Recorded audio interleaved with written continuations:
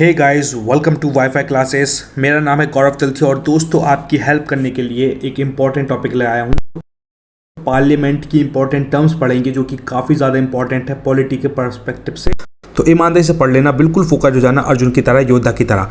तो दोस्तों मैंने 0R तक पढ़ा चुका हूँ, काफ़ी इंपॉर्टेंट है। आज पढ़ेंगे दोस्तों अपन adjournment motion, calling attention motion, no confidence motion और 2-3 आर्टिकल इंपॉर्टेंट वाले, मतलब कॉन्स्टिट्यूशनल अमेंडमेंट पढ़ेंगे, इंपॉर्टेंट पढ़ेंगे आए अपन, है ना। तो यहाँ तक पढ़ेंगे, धीरे धीरे अटैक करेंगे, छोटे छोटे गोल अचीव करेंगे और आगे बढ़ेंगे। चलो स्टार्ट करते हैं दोस्तों। देखो ये है एडजर्नमेंट मोशन। क्या होता है दोस्तों, ये देखो इसमें क्या लिखा हुआ है, कलर करता हूँ छोटा।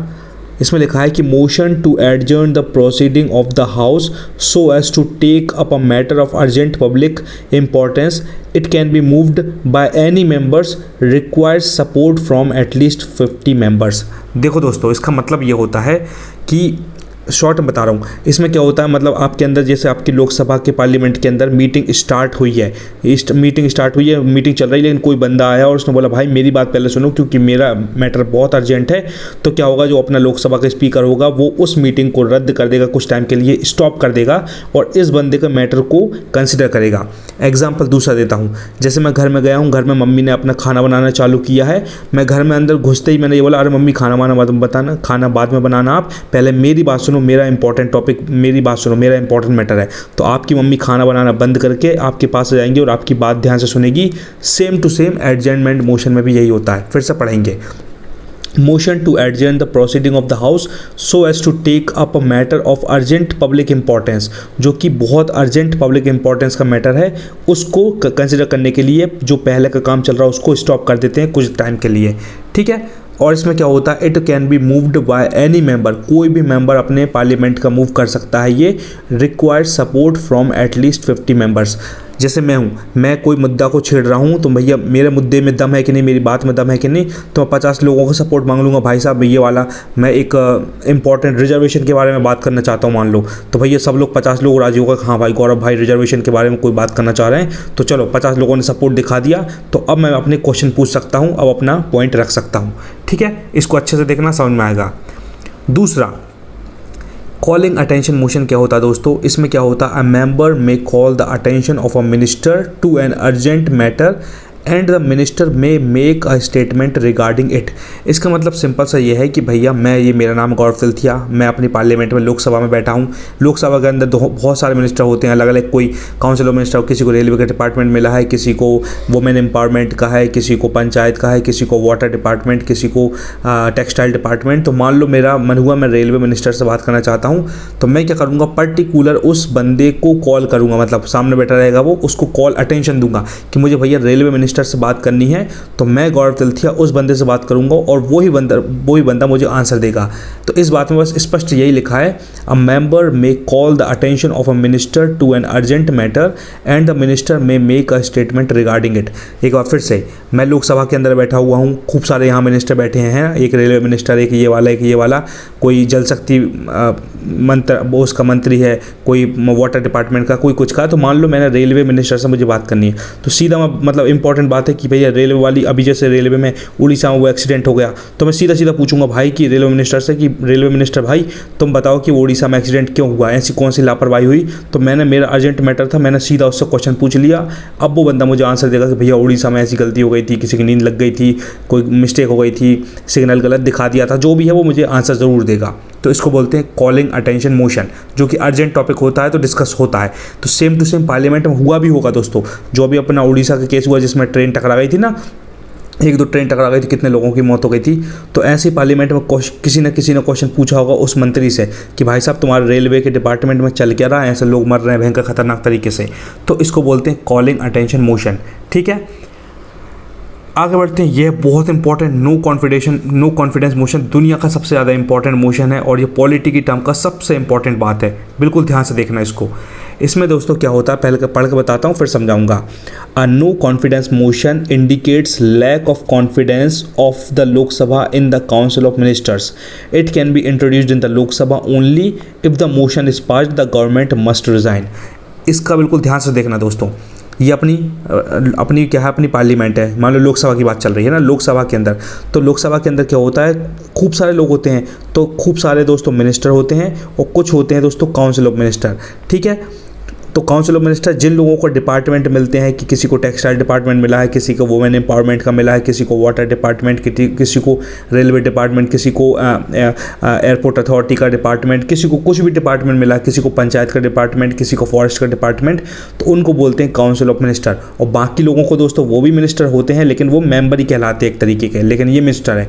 तो भाई साहब लोकसभा के अंदर ये भी होते हैं, मेंबर्स भी होते हैं, काउंसिल ऑफ मिनिस्टर्स भी होते हैं, और कुछ लोग दोस्तों अपोजिशन पार्टी के लोग भी होते हैं लोकसभा के अंदर। ये बात भी इंपॉर्टेंट है, इसमें लिखा नहीं लेकिन मैं बता रहा हूँ। तो दोस्तों मोशन पास कौन करता है? अब भाई ये सब तो मिनिस्टर सारे दोस्त हैं, क्योंकि सरकार इन लोगों की है, तो सरकार के मिनिस्टर ही, जैसे बीजेपी की सरकार है तो बीजेपी के मिनिस्टर बने खूब सारे, लेकिन अपोजिशन के कांग्रेस के कोई खिलाड़ी बैठे होंगे। मान लो मैं कांग्रेस में यहाँ बैठा हूँ, मेरा नाम गौरव तिलथिया, मैं ये बैठा हूँ बढ़िया सा, ठीक है यहाँ, तो मैं क्या कर दूंगा, मैं एक नो कॉन्फिडेंस मोशन इंडिकेट कर दूंगा, नो कॉन्फिडेंस मोशन लगा दूंगा भाई साहब, यहाँ की काउंसिल ऑफ मिनिस्टर से क्वेश्चन पूछूंगा।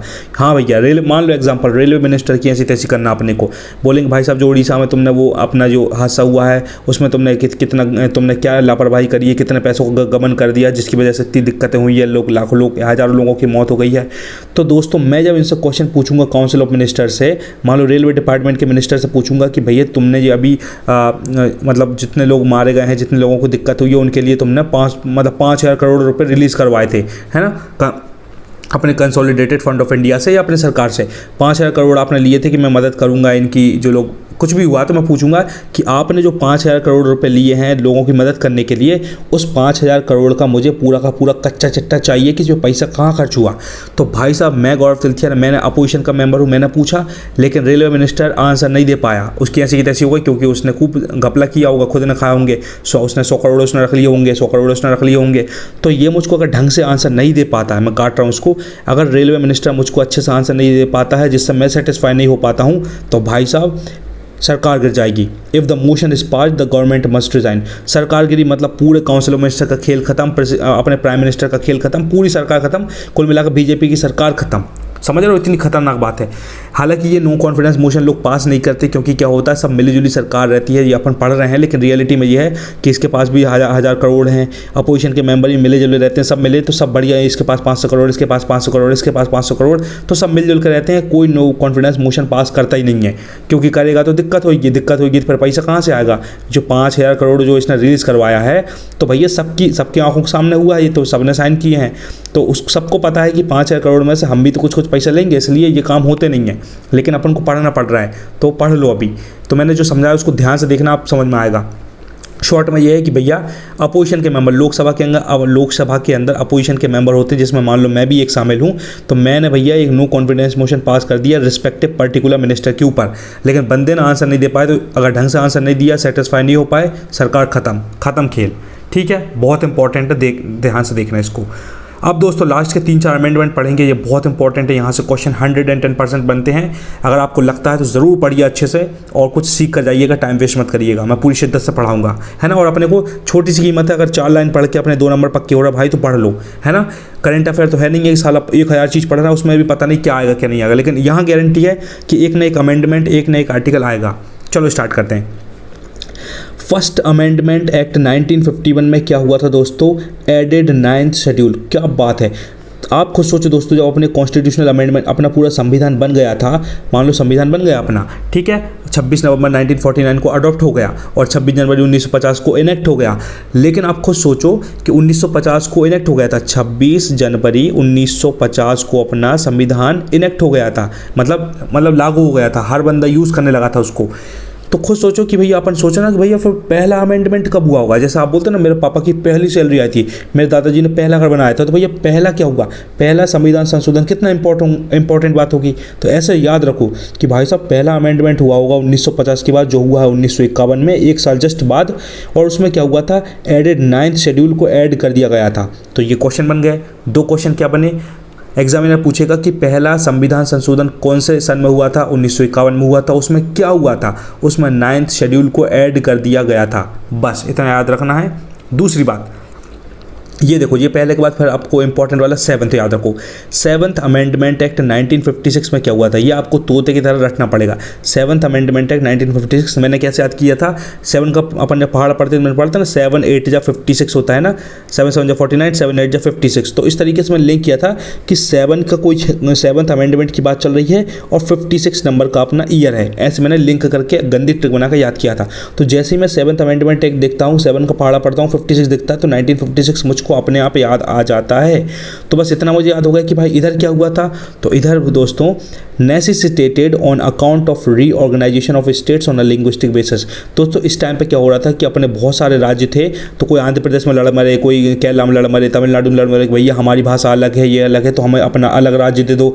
आंध्र प्रदेश वाले लड़ मरे बोल रहे हैं हमको अलग राज्य दे दो, केरला वाले बोल रहे हैं हमको अलग राज्य दे दो, तेलंगाना वाले बोल रहे हैं अलग राज्य दे दो, मुंबई के अपने महाराष्ट्र के मराठी बोल रहे हैं भैया हम मराठी बोलते हैं हमको अपना अलग राज्य दे दो, है ना। और पंजाबी के बोल रहे हैं कि हमको अलग राज्य दे दो। तो उस टाइम पे बहुत टंटे हो गए थे। तो उस टाइम पे क्या हुआ था, एक ऐसा ऑर्गेनाइजेशन बन गया था लिंग्विस्टिक बेसिस पे।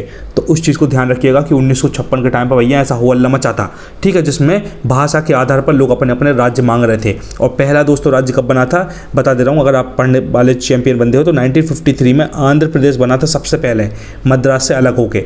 तो इतनी बात याद रखिएगा आज के लिए, ठीक है। और देखो दोस्तों, ये देखो इंपॉर्टेंट 15th अमेंडमेंट एक्ट 1963। दोस्तों ये मैं भी भूल गया था, लेकिन मैंने फिर से याद किया इसको, अब मुझे अच्छे से याद है, बताता हूँ कैसे। 15th अमेंडमेंट एक्ट 1963, मान लो 15th अमेंडमेंट एक्ट आपको याद नहीं हुआ, आपको 1963 इतना तो याद रह सकता, आप इतने बड़े एग्जाम की तैयारी कर रहे हो। तो 1963 से मैंने 63 उठा लिया, और यहाँ बात क्या लिखी दोस्तों, एज ऑफ रिटायरमेंट ऑफ जजेस of high court has been extended from 60 से 65। तो दोस्तों मैं सन की बात चल रही मेरी 1963 की चल रही है, और यहाँ 60 से 65 साल की उम्र बढ़ गई। कौन की, अपने हाई कोर्ट के जज की, कि पहले भैया हाई कोर्ट के जज कब तक काम कर पाता था, 60 साल की एज तक कर पाता था, लेकिन अब 65 तक करेगा, 5 साल बढ़ गए।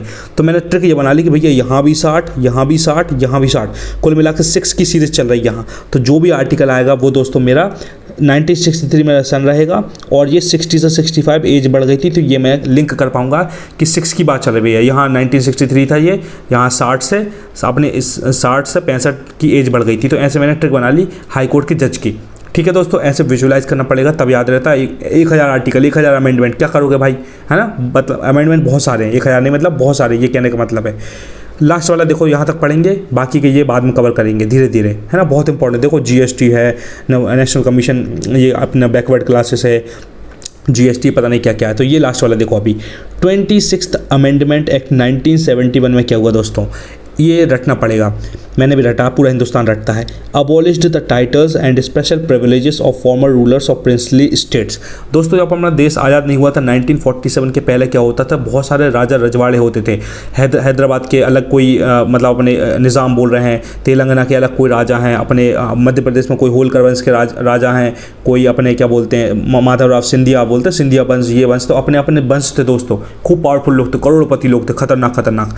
तो जैसे ही जब संविधान बन गया था और 1947 के बाद दोस्तों क्या हुआ था, जब ये वाला अमेंडमेंट एक्ट आया था बाद में 26th अमेंडमेंट एक्ट 1971 में, तो इस टाइम पे दोस्तों सारे प्रिंसली स्टेट जितने भी राजा रजवाड़े लोग हैं, उनकी इंपॉर्टेंट प्रॉपर्टीज़, उनके स्पेशल अधिकार, जैसे पहले के राजा को लोगों के पास 5000 एकड़ की ज़मीन है, अपन तो 1 एकड़ में मर रहे हैं ना, 5000 एकड़ की ज़मीन है, 100 एकड़ की ज़मीन है, इतना पैसा है, क्योंकि राजा की चापलूसी करी है ये कुछ राजा लोगों ने, तो भयंकर पैसा था फट्टे से। तो सरकार ने एक ऐसा अधिनियम लेकर आया, अमेंडमेंट लेकर आया, जिसमें सारे स्पेशल प्रिविलेज जो प्रिंसली स्टेट के थे, रूलर्स के, राजा रजवाड़ों के, सब छीन लिए गए। इतनी सारी ज़मीन भी छीन ली गई इनकी, और अच्छी छीन ली भाई, अगर नहीं छीनते तो ऐसी की तैसी कर देते। इतना पैसा उनके पास होता, अपन आज भी गुलाम रहते उनकी पता नहीं उनकी चड्डी साफ करते, सच बता रहा हूँ। क्योंकि इतना पैसा जिसके पास 5000 एकड़ की ज़मीन है, इतना खेती है, ये है वो है, तो वो कितना राज करता। इसलिए प्रिंसली स्टेट्स के बहुत सारे स्पेशल प्रिविलेज टाइटल भी छीन लिए गए और प्रिविलेज छीन लिए गए। टाइटल मतलब जैसे बोलते ना, जैसे बोलते खान अब्दुल गफ़ार खान, किसी के नाम दे दिया। गांधी जी को क्या बोलते थे, महात्मा बोलते थे, father of the nation. Subhash Chandra Bose को कुछ और बोलते थे, रविन्द्रनाथ टैगोर को गुरुजी बोलते थे। तो वो टाइटल पहले चलते थे, अब कोई टाइटल नहीं चलता। अब जैसे कोई फेमस नरेंद्र मोदी है, तो नरेंद्र मोदी की आगे अपन नहीं लगा सकते, महापिता नरेंद्र मोदी, कोई महापिता नहीं, कोई टाइटल नहीं चलेगा। तो ये सब कुछ इस अधिनियम के, इस अमेंडमेंट के तहत हटा दिया गया था। तो बस दोस्तों इतना ही पढ़ाना था, बहुत ताकत से पढ़ा दिया, मेरा गला सूख गया बिल्कुल। ईमानदारी से पढ़िएगा, रिपीट करिएगा, आपको बहुत हेल्प मिलेगी। और बाकी के मैंने ये पढ़ा चुका हूँ तो प्रीवियस वीडियो में देख लेना, डिस्क्रिप्शन में लिंक मिल जाएगी। ओके, तो दोस्तों अगर वीडियो पसंद आए तो लाइक करके अपना प्यार दिखा दें, और दिल में जो भी है कमेंट बॉक्स में ज़रूर लिख दें, मैं खोल कर देखता हूँ और मैं आपका आंसर ज़रूर दूंगा। तो दोस्तों thank you so much, until we meet again, Gaurav Tilthia signing off, love you all, bye. Consistent hard work करो, खुद को फीलिंग आती है यस मैंने हार्डवर्क किया विराट कोहली की तरह, रोनाल्डो की तरह, और ज़िंदगी में मैं भी कुछ उखाड़ूंगा, करोड़ों में खेलूंगा। धन्यवाद।